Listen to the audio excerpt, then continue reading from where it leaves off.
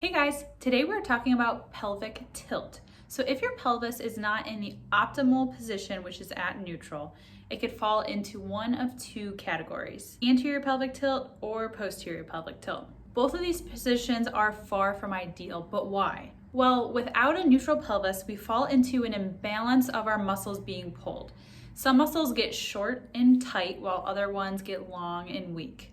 This affects how we function on a daily basis since our ribs aren't centered over the pelvis. If this happens, our diaphragm is also not in the right position, which means it can't properly stabilize our entire body. So I'm going to show you how to work on optimal pelvic positioning. An easy way to begin is to look at a mirror with a belt on. Now is your belt tilted down forward like this?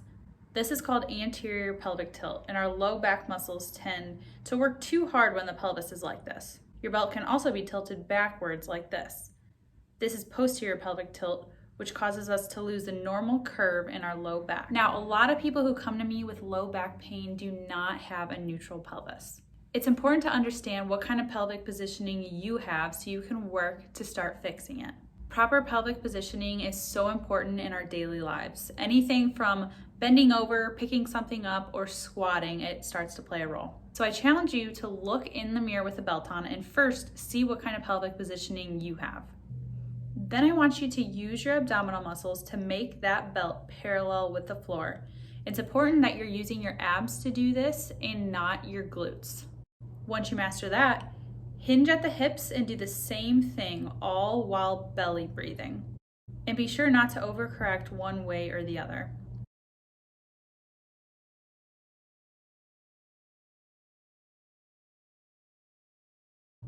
Once you get good at hinging at the hips and making the pelvic tilt neutral, try squatting down while keeping the neutral pelvis the entire way down and the entire way up. So give that one a try and let's get that pelvic tilt back to neutral.